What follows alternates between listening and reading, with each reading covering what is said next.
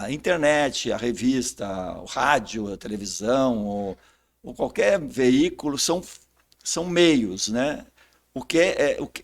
E a gente tem que se adaptar às novas realidades. Hoje em dia, a gente sabe que as pessoas estão lendo menos revista, estão lendo menos jornal. A crise da Isso é indústria fato, né, do Ed? jornalismo é um fato Sim. mundial, né? Tem Uhum. jornais fechando, revistas fechando. Acredito muito que revistas técnicas que tenham muito identificado o seu público e tenha e atenda a esse público com as dores que eu falei, né? Atendendo às dores desse público, eles têm uma sobrevida nesse momento Uhum. e talvez para o resto da vida, para o futuro, dependendo do que vai acontecer, porque a gente não sabe como será daqui a 10 anos o jornalismo no mundo, né? Mas a gente ainda tem uma sobrevida. Outros veículos estão numa crise muito grande de perda de audiência e uma perda de identidade também, porque ele já não sabe bem o que fazer. Por exemplo, nós temos o que gerou um problema terrível no jornalismo brasileiro, que é brasileiro e mundial, que é os jornalistas deixarem de fazer notícias para virarem pessoas que opinam, Sim. né? Quando eu falo pessoas que opinam, eu acho que tem que ter opinião, mas as pessoas que opinam têm que ter uma história, uma bagagem para opinar. Então, às Uhum. vezes, a gente vê um jornalista que tem 3 anos de profissão dando opiniões sobre assuntos muito aprofundados e sem qualquer capacidade para isso. Olá, pessoal. Eu sou Daniela Bosley, sou editora e jornalista da revista Proteção. E estou aqui hoje para apresentar a edição 200 do Proteção Tendências. E para isso, trouxemos um convidado muito especial, que é o jornalista Alexandre Gusmão, diretor da Proteção. Não poderia ser outra pessoa, então a gente vai conversar um pouquinho com ele daqui a pouco, depois da vinheta.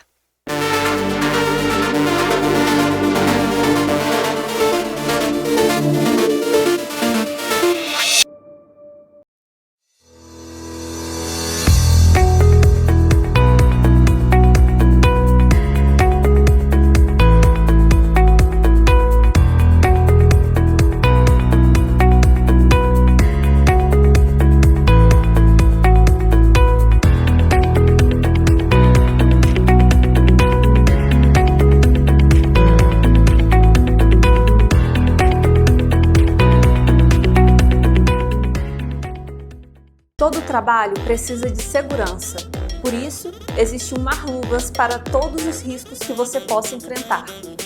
Seja eletricidade, queda de objetos, escorregamentos, umidade, corte, seja qual for o seu trabalho, Marluvas tem a proteção perfeita para você. Diversos riscos, uma proteção. Para ficar por dentro de todas as novidades, nos siga nas redes sociais.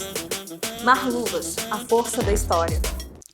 Olá, Alexandre, seja bem-vindo. Sinta-se literalmente em casa.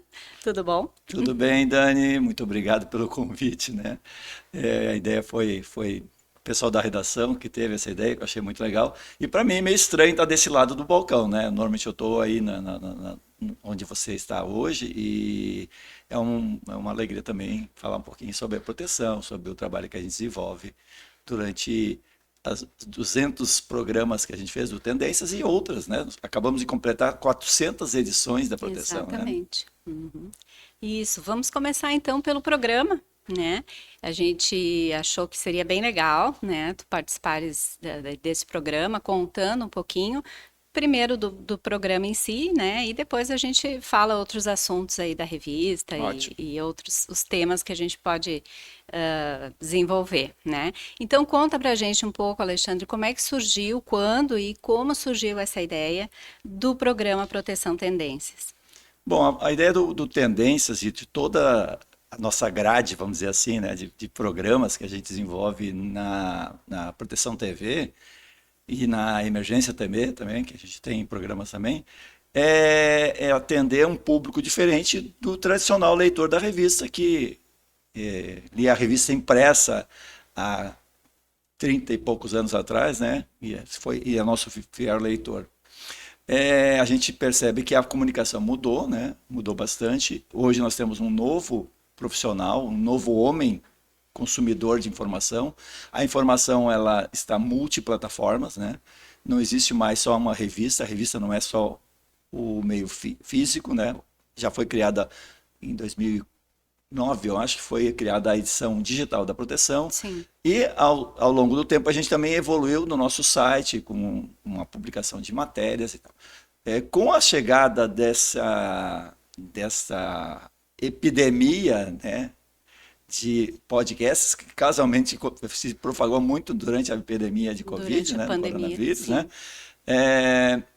as pessoas começaram a parar para assistir conversas, né? O podcast é basicamente um bate-papo entre duas pessoas falando sobre um tema específico.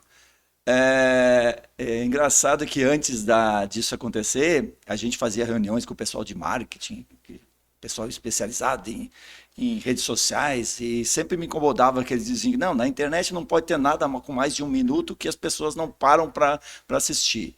Isso foi antes de 2020, que nós tivemos a Covid. E daí a gente começou a ter os programas, os podcasts, né? Obviamente as pessoas estavam muito em casa e tal, mas tinha programas de 8 horas de podcast, né? Que era um absurdo também, eu acho, um exagero. Mas assim, o conceito, essa redução digamos, de que tem que ser de 1 minuto, tem que ser de 8 horas, isso não existe.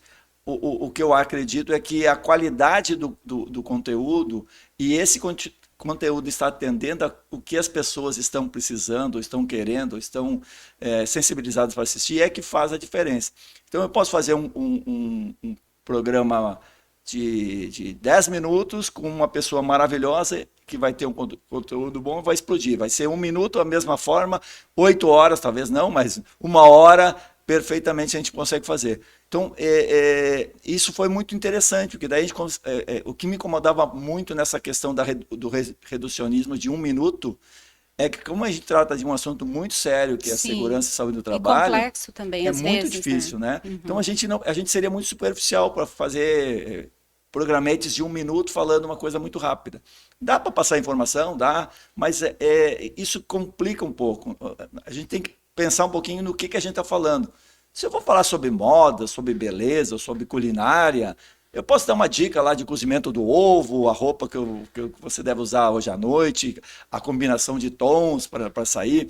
Mas quando a gente fala de segurança do trabalhador, a saúde do trabalhador, a gente está falando de vidas e uma coisa muito responsável tem que ser feita. Então, eu gostei muito quando surgiu esse retrocesso de a gente parar mais tempo para conversar. E a ideia do Tendências é exatamente usar isso. A gente fala esses programas de 40 minutos a 1 hora, mais ou menos. É um bate-papo, muitas vezes gravado pela internet, todos os iniciais foram pela internet. Hoje a gente já começa a fazer alguns programas aqui em Novo Hamburgo, na sede da proteção, e a ideia também é a gente utilizar um estúdio que a gente já tem montado lá na Animaseg, em São Paulo, que a gente faz o Elas na proteção, para também fazer alguma coisa do Tendências e outros programas que venham a surgir. Certo, e fazendo na Animaseg, lá em São Paulo, também tem a possibilidade presencial. De mais gente, né? Porque... Mais pessoas, não que não se possa, né, fazer nesse formato que se faz, mas não sei se todo mundo gosta desse formato, como é que funciona. O presencial é mais agradável, né, a gente fica olhando no olho a reação. Se bem que na internet as pessoas já estão meio acostumadas, mas tem gente que ainda é um pouco mais, tem mais dificuldade. A questão é mais técnica do que de conteúdo, porque às vezes o cara está na casa dele, às vezes a câmera não é tão boa, o som não é tão bom, então a qualidade técnica deixa um pouco a desejar. Mas o conteúdo, eu percebo pouca diferença entre o presencial e o pela internet, o online, né? Sim. Tu lembras quando começou exatamente? Se foi 2020, foi 2021? Puxa, Dani, agora fiz uma pergunta... Bom, nós estamos falando de 50, também é só um número, 50, né? 200 programas são 4, praticamente, são 54 programas por ano, né? Semanas, ele é semanal, né? Sim. Claro que a gente está falando aí 200 programas, aí tem algumas edições de períodos como férias, que a gente faz uma retrospectiva e tal. Sim. Então a gente está falando de praticamente 4 anos atrás. Então é 2020, final de 2020 deve ter começado o programa. Certo, e é um desafio, né? Toda semana tu tens que buscar. Eu já acho desafiador, né? Na revista a gente ter uma Acho vez por mês entrevistado para um entrevistar, né? entrevistado de capa, com É. uma entrevista mais longa, né? Que seja interessante, que seja dinâmico, que traga informações que o nosso público quer saber, quer, né, ler e, no caso do Tendências, assistir, né? Enfim. Então, como é que é esse desafio, assim? Olha, Toda semana dá aquela dor de claro, não. barriga ou agora já Às tá... vezes dá sim, porque a gente, claro, eu não faço só o programa, então a gente tem outras atividades. Então, e a gente não tem um produtor, porque isso aí, na verdade, quem apresenta o programa não é o produtor, mas eu prefiro ser o produtor, porque eu conheço muitas pessoas. Produtor, para quem não sabe, é aquela pessoa que vai atrás para resolver os problemas, convidar as pessoas, agendar né? Fazer o Fazer o contato. contato, né? Que na parte de televisão e de rádio tem isso.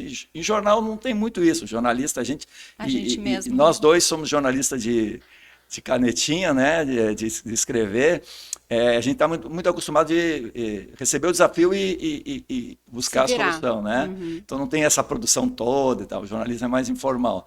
E o que me ajuda é que eu conheço muita gente e algumas pessoas, inclusive, até me sugerem pessoas, né? E quando eu vou num evento, por exemplo, eu assisto uma palestra e disse, não, esse cara tem que entrevistar, porque essa pessoa é muito boa, né? Quando eu fico zapeando lá, zapeando é meio coisa de pessoa mais antiga. Eu fico na internet lá, nas redes sociais, que eu praticamente eu atuo só no LinkedIn, eu não sou de Instagram e de LinkedIn e YouTube, que também que eu assisto muito. Mas quando eu vejo alguém diferenciado, eu já penso, eu já mando. Já tem um olhar para Tem um olhar isso, para né? saber o que eu acho que é legal para as pessoas que estão do outro lado, né? Que estão aí assistindo. Então, isso é muito bom, porque são mais de 30 anos, né? Eu estou desde 1990 na área de segurança e saúde do trabalho. Então, conheço muita gente, né? Mas é um desafio, porque às vezes tá chegando perto do programa estar no ar e eu não fiz ainda a gravação, não fiz nenhum contato e tal. Mas normalmente a gente faz o que a gente chama né? Faz mais de um programa, né? Sim. Grava mais de uma semana, grava 3 programas para ter às vezes 2 ou 3 semanas na frente gravado. Fôlego. Mas às vezes acontece de gravar na segunda-feira de tarde, o programa vai na terça-feira de manhã e se o convidado tiver algum problema, né? Mas até agora a gente conseguiu manter o padrão. Sempre se dá um jeito, que legal. E em termos de estrutura, ele tem temas, né, Alexandre? São não sei como se chama, temas, temporadas, a gente, né? A gente criou, primeiro, o nome é Tendências, então falar, serve para qualquer coisa, né? A gente não vai, obviamente, ficar falando da pessoa, contando histórias da pessoa, apesar de a gente sempre resgatar um pouquinho do perfil dessa pessoa para as pessoas entenderem por que a pessoa foi convidada. Mas a ideia é a gente falar de coisas que vão impactar para as pessoas nos próximos meses, nos próximos anos, né, em relação à segurança e saúde do trabalho. A gente chegou a fazer algumas temporadas, por exemplo, quando criava uma nova norma, a gente pegava um grupo de pessoas e tentava fazer. Mas hoje está um pouco solto isso. Tá mais solto. Nesses momentos agora de 2025, agora no início do ano, tenho falado muito sobre os riscos psicossociais, Sim. que é o tema quase uma temporada, vai ser quase uma temporada, né, de riscos psicossociais. Então, eu estou convidando muitas pessoas de diferentes formações, né? Psicólogos, engenheiros, ergonomistas, médicos, né? Técnicos de segurança. Se a pessoa tiver alguma coisa para falar sobre esse tema, a gente está convidando para ajudar as pessoas que estão com essa dor, né? O problema para resolver, né? Eu costumo sempre me preocupar com a dor de quem está do outro lado. Assim, o que a pessoa que está do outro lado ela está precisando ou ela está sentindo falta, que tipo de necessidade ela tem. Aí a gente começa a projetar os temas e vai em busca das pessoas. Sim. Que acaba sendo também um critério que eu acho que eu como tenho bastante tempo de casa, assim, um critério que também sempre foi adotado para a revista, um né? pouco do que a gente faz na revista, né, Dani? Tem que Né? ter sempre um olhar, Selecionar as assim, pessoas em qual, boas que vão falar qual é coisas. o valor, a utilidade daquilo ali para o leitor, né? Para que vai servir, afinal, essa informação? Eu lembro que quando eu fazia as primeiras matérias, tu dizia assim, mas isso aqui não tem nada a ver, para que vai servir isso aqui? Tu acha que o leitor está interessado nesse negócio aqui? Simplifica, Sim, fala o que precisa ser dito, dá a informação prática. isso. E eu acho que isso, tanto na escrita quanto no vídeo, enfim, é o que as pessoas É o nosso papel, precisam, né? né? É o nosso papel. Mas, de qualquer forma, é um desafio, essas novas, são desafiadores essas novas tecnologias, né, Alexandre? Ah, Hoje com certeza, tu com faz certeza. comunicação, nós fazemos comunicação e tu coordena e dirige, né, uma empresa que já foi somente uma revista, depois duas revistas, né, a É. proteção e a emergência. Deixa eu só voltar um pouco atrás do que tu está Sim. falando, depois eu abordo isso aí, mas é só para. Falou uma coisa muito legal que é essa coisa do foco no desafio das pessoas, No né? profissional. E engraçado que as pessoas, quando me encontram, acham que eu sou engenheiro, que eu sou médico, não, mas é técnico de segurança e tal. E quando eu digo que eu sou jornalista, as pessoas, mas que esse cara, né? E eu falo muito sobre segurança, mas eu falo porque a gente conversa com tanta gente, né? Acaba eu diria que hoje talvez eu seja um jornalista como tu, né? Um jornalista especializado em segurança e saúde do trabalho. Né? Não sou mais um simples jornalista. Já atuei como jornalista geral em jornais e como editor, como repórter, como, né? Essas atividades, onde o jornalismo, e daí as pessoas acabam confundindo a diferença entre o jornalista de uma revista como a Proteção e o jornalista de um veículo mais abrangente, né? O jornalista basicamente é um especialista em tudo. Sim. Ele não é um especialista e no fundo ele é No especialista em fundo, nada, né? Ele não entende de nada, mas ele tem que entender de tudo, um pouquinho. Então, e isso e ele é um especialista, na verdade, na comunicação, no processo de tentar interpretar um fato, uma realidade e transmitir para o seu público. Mas nós, na proteção, a gente consegue ser um pouquinho mais especialistas, né? Vamos só comparar, por exemplo, um especialista em esporte, um grande jornalista que seja comentarista, ou seja, um grande repórter esportivo, ele conhece muito a fundo o seu tema. Um cara de economia também precisa muito, muito a fundo. Mas na proteção a gente tem que ter uma responsabilidade maior ainda, né? Porque a gente está falando, como eu já disse, de pessoas se adoecendo, pessoas se acidentando e também, por outro lado, empresas sendo impactadas financeiramente por decisões equivocadas. Porque hoje a segurança e saúde está muito ligada à proteção ao trabalhador, mas também a gente tem que ter uma preocupação com a sobrevivência das empresas. Sim. Porque às vezes as empresas cometem alguns erros ao não atender determinadas normas ou procedimentos e acabam sendo penalizadas financeiramente, e algumas empresas chegam a fechar por causa disso. Então a nossa responsabilidade é muito grande em relação a tudo que a gente vê sobre o nosso tema. E nesse sentido, aí agora já entrando um pouquinho, né, do que tu falou, Sim. para mim a internet, a revista, o rádio, a televisão, ou qualquer veículo são meios, né? E a gente tem que se adaptar às novas realidades. Hoje em dia, a gente sabe que as pessoas estão lendo menos revista, estão lendo menos jornal. A crise da Isso indústria fato, né? do jornalismo é um fato Sim. mundial, né? Tem jornais fechando, revistas fechando. Acredito muito que revistas técnicas que tenham muito identificado o seu público e tenha e atenda a esse público com as dores que eu falei, né? Atendendo às dores desse público, eles têm uma sobrevida nesse momento e talvez para o resto da vida, para o futuro, dependendo do que vai acontecer, porque a gente não sabe como será daqui a 10 anos o jornalismo no mundo, né? Mas a gente ainda tem uma sobrevida. Outros veículos estão numa crise muito grande de perda de audiência e uma perda de identidade também, porque ele já não sabe bem o que fazer. Por exemplo, nós temos o que gerou um problema terrível no jornalismo brasileiro, que é brasileiro e mundial, que é os jornalistas deixarem de fazer notícias para virarem pessoas que opinam, Sim. né? Quando eu falo pessoas que opinam, eu acho que tem que ter opinião, mas as pessoas que opinam têm que ter uma história, uma bagagem para opinar. Então, às vezes, a gente vê um jornalista que tem 3 anos de profissão dando opiniões sobre assuntos muito aprofundados e sem qualquer capacidade para isso. Então, isso acabou afastando um pouquinho as pessoas do jornalismo, porque elas acabaram começando a ver Tira um pouco a a credibilidade, credibilidade né? do produto final. Sim. Antigamente a gente trabalhava com isenção, que é uma coisa muito difícil de atender, mas se buscava isso como prioridade nas redações, essa isenção. Que na proteção a gente continua tentando fazer isso, Sim. às vezes a gente erra, mas sempre tentando corrigir. Mas no jornalismo geral, isso foi bastante impactado nos últimos anos.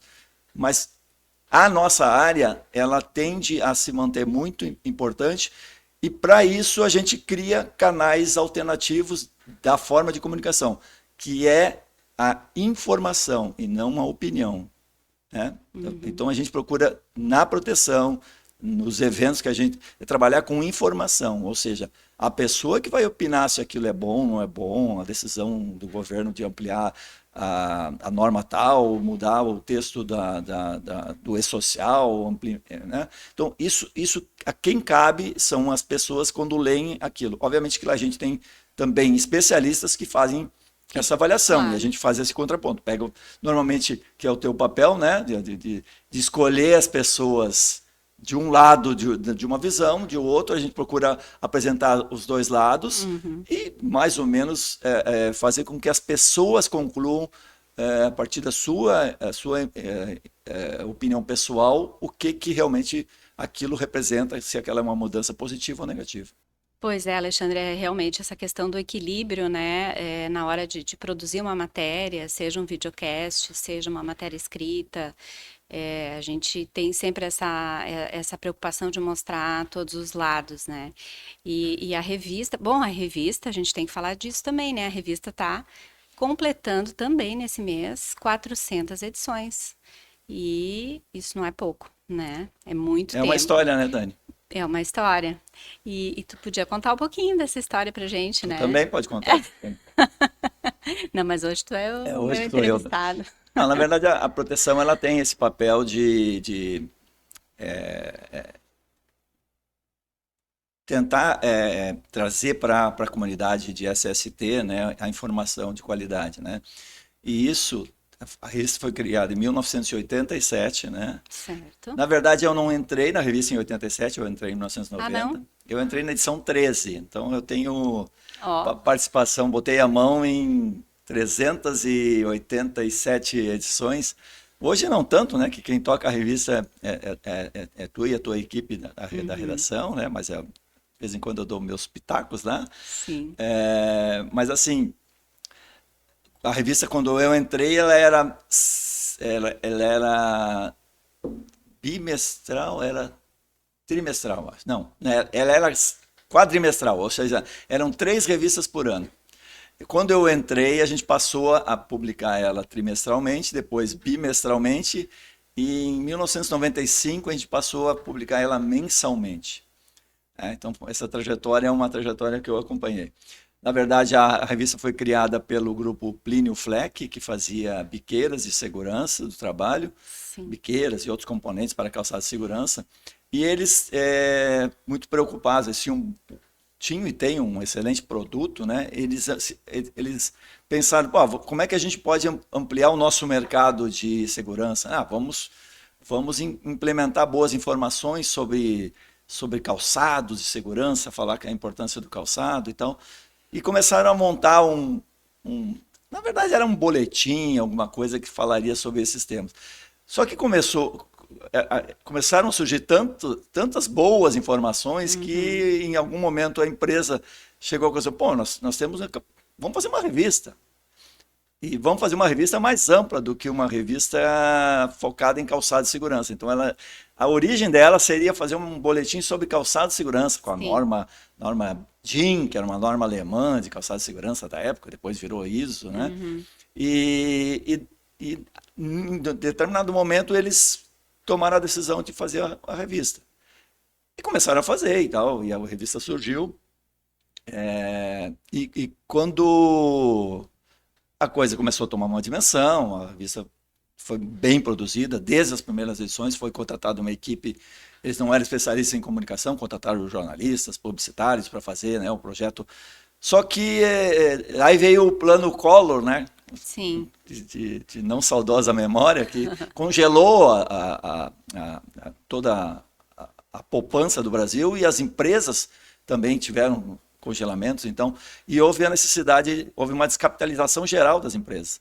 E a proteção naquela época era um produto deficitário, porque estava começando. Sim. Todo veículo, quando começa, ele tem que ter um investimento inicial para começar a ter rentabilidade. E lá na decisão interna deles, da Plenifleck, chegou à conclusão, não vamos continuar isso, porque Não era primeiro prioridade. não é nossa prioridade agora, é o nosso negócio, né? E daí eu já tinha sido convidado dentro desse processo para viabilizar a questão econômica, deixar, né? Tava gastando demais, eu fui contratado lá para sair de um jornal diário para fazer esse projeto, né? De fazer essa adaptação. E me apaixonei, rapidamente me apaixonei. Então, eu entrei em 90 e em 91 foi que surgiu a ideia de não queremos, nem adianta nós Desistiram. tentar racionalizar, vai demorar muito tempo e tal. E eles começaram a buscar alguém quer assumir esse projeto. Eles buscaram algumas empresas e tal, e eu disse, não, eu quero tocar esse negócio, né? Conhecia a fundo o processo de jornalismo, tanto de redação, que eu sou especialista, mas eu também conhecia muito de circulação, que é a venda de assinaturas, e conhecia um pouco também da parte de publicidade, né? E acabei assumindo, então, em 91, com, acho que a edição 16, uma coisa da proteção, passou eu e outras pessoas, né? Mas depois acabou ficando só eu. E aí, a partir daí, a proteção se transformou, então, numa revista. E como assim, eu não tinha todo o respaldo financeiro do grupo Plenifleck, a partir daquele momento eu disse, não, agora temos que viabilizar isso, edição por edição, tinha que começar a dar resultado. Então, a pressão por resolver, né? E eu me lembro é muito engraçado que eu nunca tinha ouvido falar ouvido falar, a gente ouve, né? Segurança do trabalho, que isso era uma coisa. Eu trabalhava em jornal, e a gente sabia que tinha CIPA, que tinha acidente de trabalho, mas que tinha esse mundo da segurança eu não conhecia. E daí eu fui convidado para ir lá para a sede, inclusive a redação era na sede da Plenifleck e tal. Eu entrei numa sala, tinha as revistas lá, tinha as 12 edições, que tinha, né, eu comecei a fazer a número 13, e eu comecei a ler as coisas, né? Daí comecei a ler, não, porque EPI, eu não sabia nem o que era EPI na época. Olha só. Existia porque a gente, como jornalista, sabe que quando tem sigla, né, a gente sempre bota a sigla e entre parênteses Sim. o significado da sigla. Mas a EPI para o setor de segurança era tão evidente que, obviamente, não tem sentido escrever EPI, daí entre parênteses, equipamento de proteção individual. E eu não... né, claro, isso no primeiro dia, né? No primeiro dia, no segundo dia eu já estava sabendo de que era. Sim. Não, claro, a primeira aula que eu tive foi descobrir como entender o que era EPI. E daí, a partir daí, claro, entendi um pouquinho mais e ao longo de 30, estou falando 30 anos, 35 anos vai fazer, né, esse ano, né? Acho que conheço muito, né, do que é um EPI, a importância do EPI, a importância do uso adequado do EPI, da seleção correta do EPI, o CA e todos esses processos. E muito mais do que isso, né? Porque a segurança é muito além do EPI hoje. Mas na época a proteção era muito, ainda no começo, ela era muito focada em produtos, né, de EPIs, e falando sobre tecnologia e tal. Mas tinha... eu me lembro que lá, acho que a edição 11, saiu uma matéria sobre dioxina, uma coisa assim que até hoje poucas pessoas falam, né? O uso da dioxina, né? Aí tinha uma preocupação muito forte de trazer conhecimento de qualidade para o profissional. Obviamente tinha em alguns momentos a gente viajava, ia para uma coisa muito longe da realidade. E esse é o desafio de um veículo, né? Ele falar um pouquinho na frente, mas manter O feijão com arroz. o feijão com arroz do dia a dia, né? E vocês da redação conseguem fazer isso de uma maneira muito legal, né? Dar esse tom, trazer pessoas que estão falando do que vai acontecer daqui a 10 anos, mas o cara está falando da norma que está mudando e tem que falar daquela norma que está há 10 anos e até hoje os caras estão fazendo errado, né? Então, a gente tem que ter essa visão de adequação do nosso produto, que é a informação que está dentro dos nossos meios, né? Ao público que vai consumir. E a gente tem, obviamente, uma maior quantidade de técnicos de segurança do trabalho, mas temos engenheiros, médicos, né? Higienistas, ergonomistas, advogados, cipeiros, mas assim, e esse é o desafio, focar numa média, né, que atinja com qualidade, que a pessoa menos, lá o Alexandre, que vai ler a proteção a primeira vez, ele consiga entender pelo menos o assunto, né? Como aconteceu comigo, eu li e tal, só tive essa dificuldade, mas as matérias eram muito bem escritas. E, ao mesmo tempo, aquele pesquisador que está lá na frente, na alta tecnologia, pesquisando o futuro do mundo do trabalho, ele não acha uma coisa muito básica, né? Então, esse é o desafio da comunicação. Manter nessa média, às vezes avançando um pouquinho mais para coisas mais na frente e às vezes voltando mais para o feijãozinho com arroz, né? Nós temos lá o Protegildo, que é a coisa mais básica. E é um sucesso, porque ele traz de uma forma muito simples uma comunicação direta e é reproduzido pelas empresas, né, com dicas básicas, né? Agora nós não temos mais, nós tínhamos Proteção Responde, que a gente criou, né? É verdade. Eu me lembro que o Proteção Responde foi, acho que foi, total. eu não sei se era a Revista Nova ou Cláudia. Tinha, Cláudia tinha, com certeza. E eu vi lá, Cláudia, era uma coisa assim, Cláudia Responde, e era coisa assim, tô falando nos anos 90, então as perguntas sobre assim, a mulher vai ter prazer, não sei como é que ela, né? Aquelas coisas que hoje em dia já estão meio passados ainda, né? Mas ainda se discute. Mas naquela época era revolucionário, a Cláudia, e tinha perguntas bem respondidas pela redação que buscava, e a gente mudou um pouquinho, a gente pegou os temas, né, as perguntas, que as pessoas nos mandavam através do correio, que era uma coisa muito doida para quem é da geração internet, né? A proteção publicava um encartezinho, um cupom, onde a pessoa preenchia os nomes, e ele poderia dizer, perguntas para a Proteção Responde, sugestões de pautas para a redação, quer informações sobre o produto que saiu na página 5, lá, o capacete aquele, quero receber catálogo. Então, e as pessoas mandavam, eu me lembro que quando eu entrei na Proteção, a gente tinha, acho que uns 5 mil exemplares, 5 mil assinantes, assim. A gente recebia uns 400, 500 daqueles cupons por mês. Nossa, é muita coisa. Por edição, não por mês, por edição. Era muito forte. Então, praticamente 10% das pessoas mandavam perguntas. E com base nessas perguntinhas que vinham lá do Proteção Responde, a gente mandava para isso aqui vai para o fulano de tal que é especialista nisso. Como é que eu faço a reunião da ata da CIPA se faltar 3 pessoas? As perguntas bem objetivas. E por muito tempo a gente criou depois um índice de matérias publicadas, né? Sim. Porque a gente percebia que o leitor da Proteção, ele guardava o exemplar. Esses dias no congresso lá em São Paulo, encontrei um engenheiro que diz assim, eu tenho a proteção desde o número 1, tá lá em casa. A minha mulher não aguenta mais, ela quer botar tudo fora, mas eu guardei. Então... E na época, assim, a gente não tinha internet, né? Faz um Google, não tinha isso. Como é que eu faço? Então a gente publicava na Proteção. E uma vez por ano a gente fazia o que era um índice de matérias publicadas.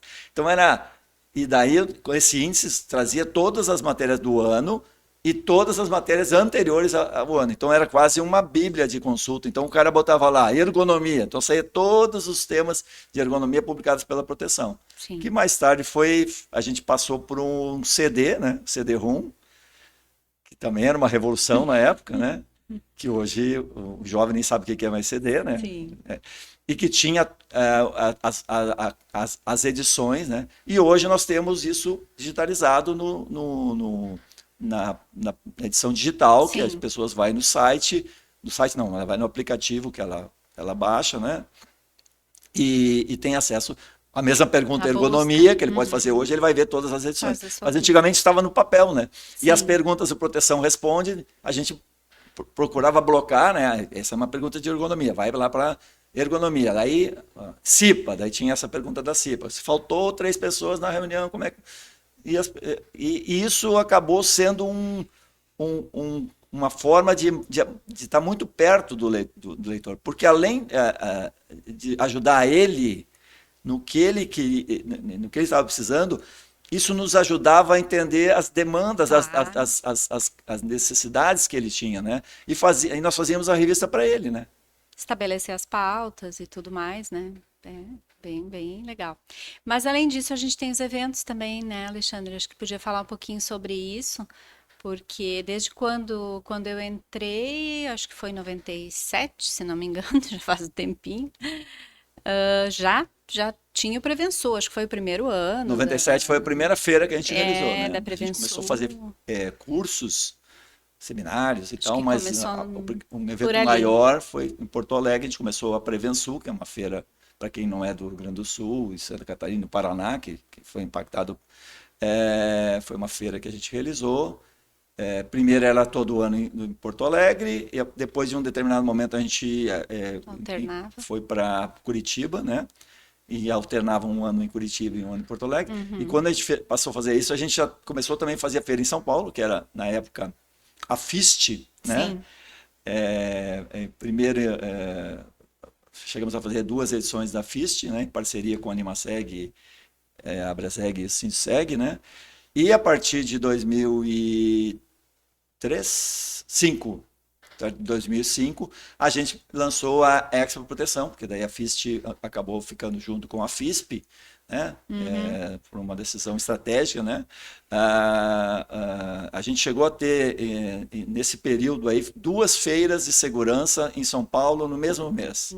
Foi um período bem tumultuado. Complicado. Para resolver isso, a gente fez um acordo estratégico do setor de que a FISP deveria acontecer nos anos pares e a Proteção ia realizar a sua feira, que depois passou a se chamar Expo Proteção, nos anos ímpares, né? Sim. Mas a gente também chegou a fazer feiras lá no Nordeste. A gente começou com Prevenor, em Fortaleza, depois fizemos em Recife, Salvador, alternando, né? E a Prevenrio no Rio de Janeiro. Também tivemos alguns eventos em Goiânia, a Prevencentro, que foi uma mini feira, né? Era um seminário que tinha... Mas assim, foram muitos eventos. Além de toda a parte de cursos, né? Cursos presenciais, cursos online, mais recentemente, mas muita coisa cursos presenciais. A gente realizava, antes da pandemia, chegamos a ter de 150 a 200 cursos por ano no Brasil espalhados.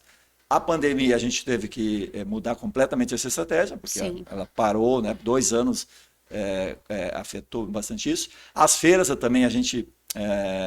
Não por causa da pandemia, anterior à pandemia, por uma questão de mercado, as feiras regionais elas começaram a ter uma dificuldade, porque teve uma retração por causa de um período de recessão que o Brasil viveu, aí 2015, 2016, por aí.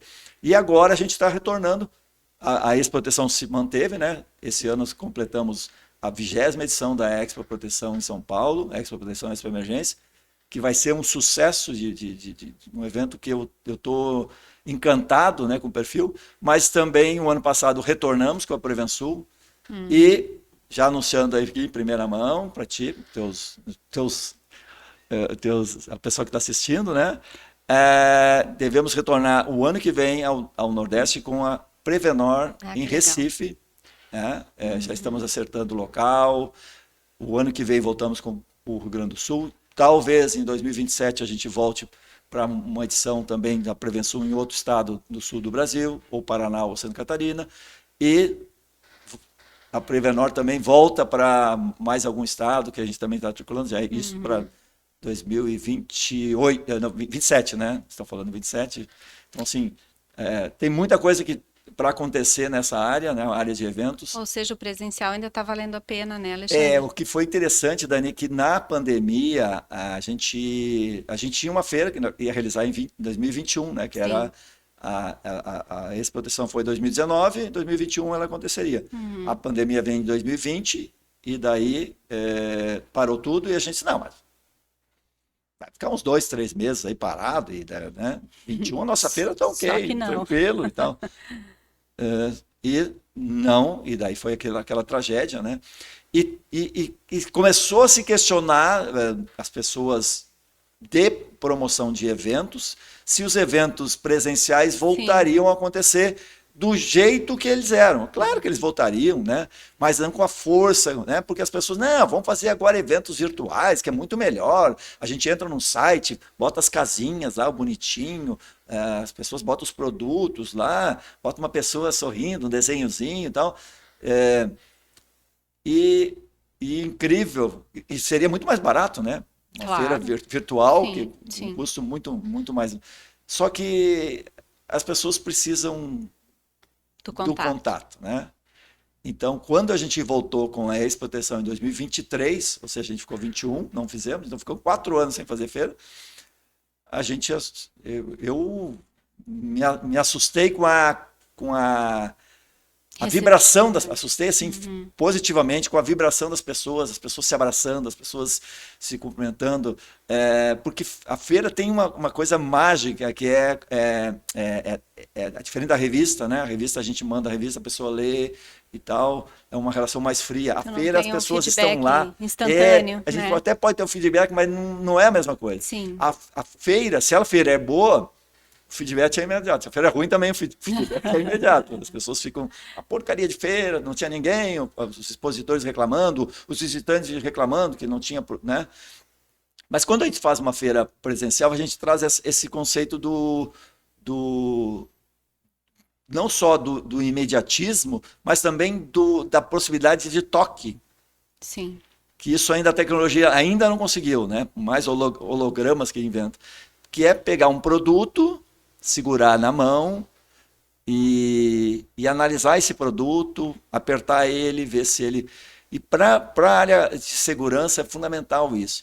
Para o cara que está comprando, ele vai ver o produto, vai ver se ele... Não, mas aqui eu tive lá uma caneca que desbotava aqui, daí o cara vai começar a entender as dores dele, né? Porque ele tem um problema, não, mas eu uso um solvente tal que ataca aqui, e ele começa a trocar informação com o visitante para melhorar o seu produto, e esse ciclo presencialmente ele é infinitamente mais proveitoso do que, por exemplo, eu fazer uma live, uma call, né, com o vendedor e o comprador falando sobre o produto.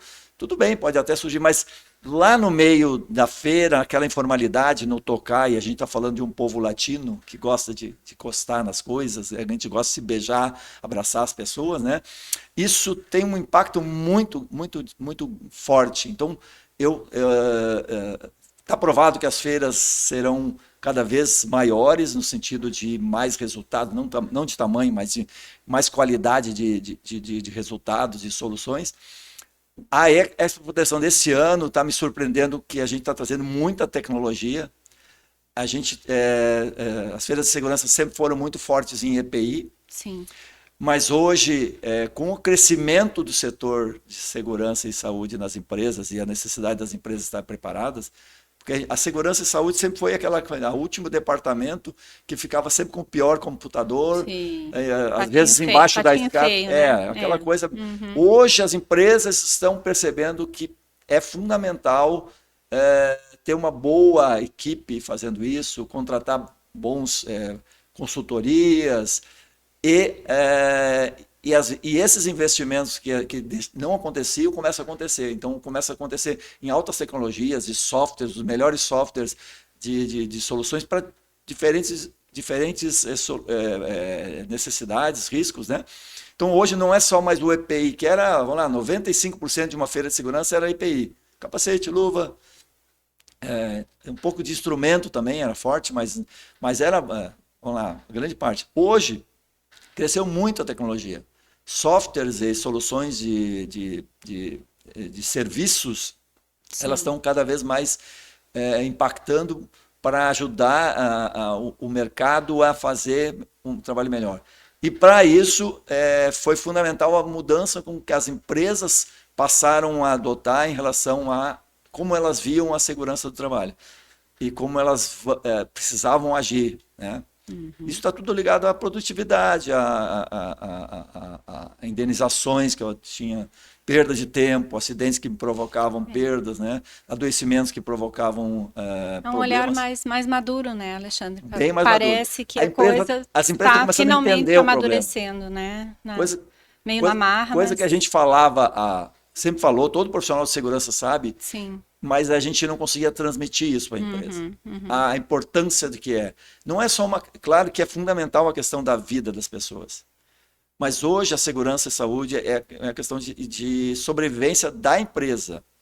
Tem empresas que vão fechar por falta de ações boas.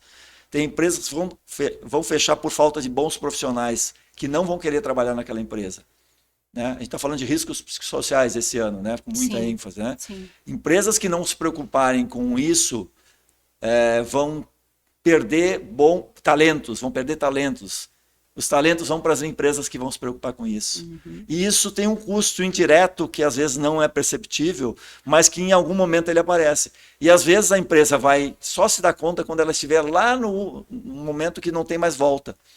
E a empresa que não fizer essa mudança de valorizar o seu trabalhador, de valorizar a sua equipe, ela vai, ao longo do tempo, ela vai perdendo qualidade. Claro que tem empresas por questões estratégicas, tá? Momentos difíceis, ela não consegue fazer essa valorização. E quando eu falo em valorização, não as pessoas falam muito de salário. Sim. Às vezes o salário é um ponto lá atrás na avaliação do trabalhador. Se ele se percebe valorizado, se ele se percebe protegido pela empresa, ele vai valorizar isso, né? Às vezes não racionalmente, ele não vai falar isso, mas ele inconscientemente ele vai perceber que a empresa trata ele com dignidade e tal. E quando a gente fala de segurança e saúde no trabalho, a gente está falando basicamente sobre isso. Legal.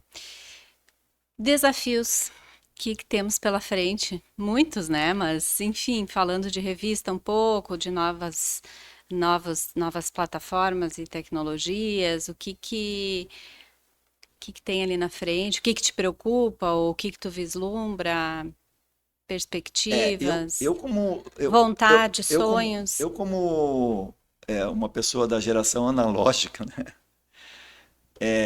Em que eu me vejo nesse momento assim, inseguro em relação ao que vai acontecer, não em relação à segurança, nem à revista, em relação ao mundo, né?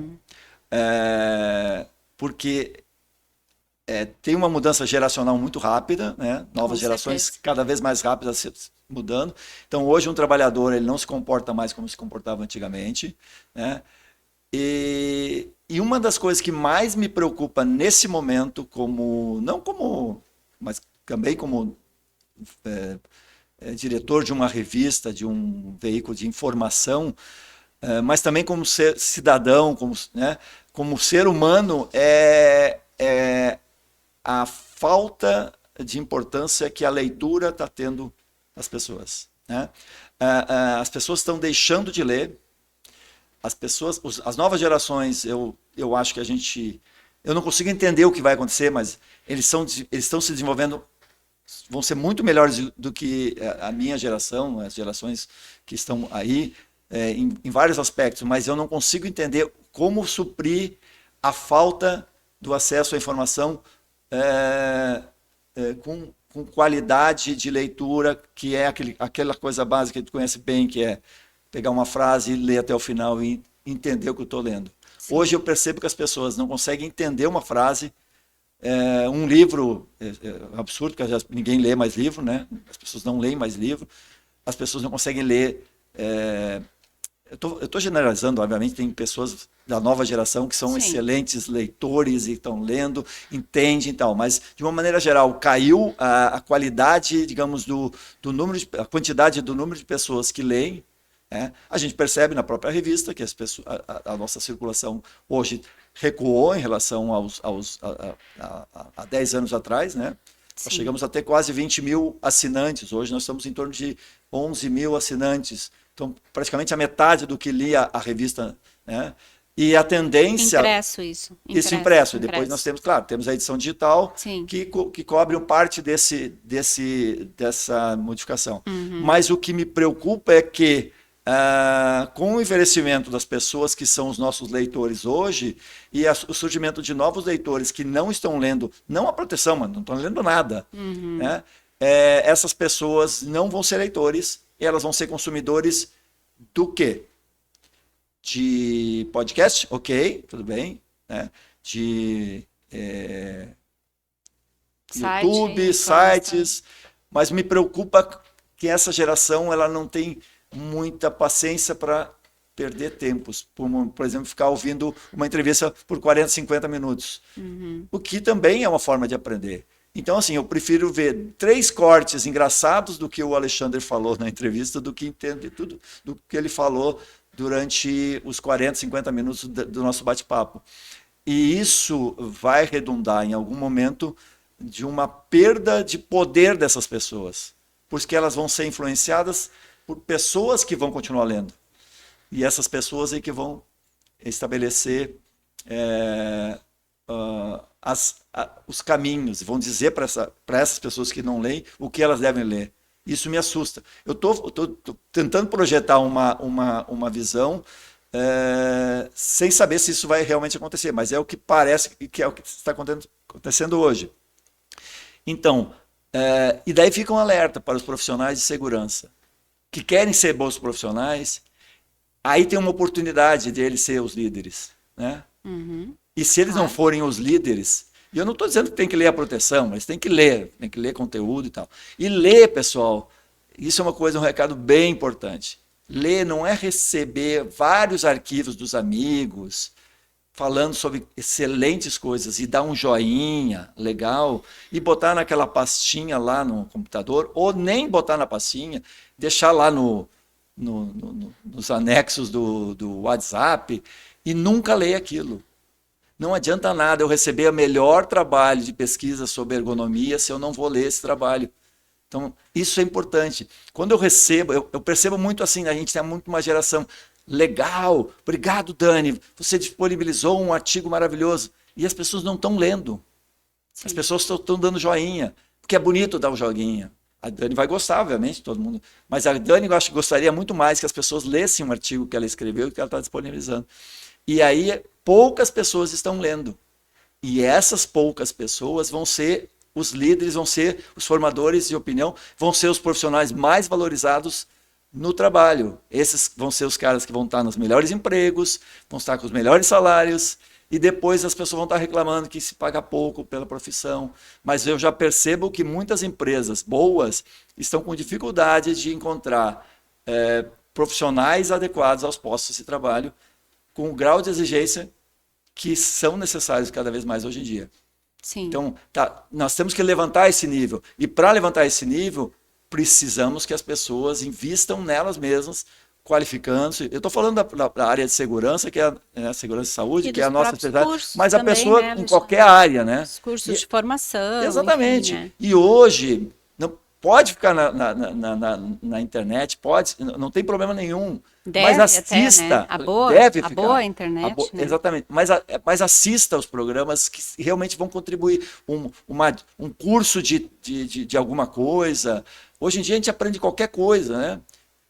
Desde culinária, eu virei cozinheiro, hoje eu cozinho, quero fazer vamos fazer esse negócio, né? Às vezes eu pesquiso, às vezes não sai muito bem, mas às vezes até fica bom. Qualquer coisa, trabalhar com redes sociais, com câmera, com esse estúdio aqui, a gente trabalhou basicamente com informação que estão nas redes sociais, Sim. né? No YouTube, as pessoas estão dando curso, e totalmente gratuitos. Então, nunca uma pessoa teve tanto acesso à informação. É verdade. E daí vem a dificuldade. Como é que eu filtro essa informação? Como é que eu seleciono o que é legal para mim? Tem um momento de descontração, tem um momento de diversão, que a gente vai ouvir uma coisa engraçada e tal, mas a gente tem que reservar parte do nosso tempo, que é o nosso maior patrimônio. Em algum momento ele vai acabar, a gente vai morrer e não vai existir mais. O maior patrimônio que todo mundo tem é o tempo que ela tem. Sim. Então, se ela não priorizar no investimento da melhoria dela como pessoa, seja a pessoa, né, a pessoa mesmo, né, sua família, seu relacionamento, ou como profissional, a gente está perdendo uma grande oportunidade de dar um avanço importante. Então, só para concluir essa divagação, que eu fui muito longe, o que eu pretendo fazer no futuro é estabelecer formas de incentivar com que os bons profissionais, os profissionais preocupados, tenham acesso à informação. Então, estou começando a bolar alguns projetos, tem algum projeto que está em andamento em parceria com uma escola, que a gente vai tentar desenvolver, para incentivar alunos técnicos de segurança do trabalho a lerem conteúdos. E a gente vai disponibilizar o conteúdo da proteção num projeto embrionário, que eu acho que pode ser um pouco dessa mudança que a gente vai tentar fazer.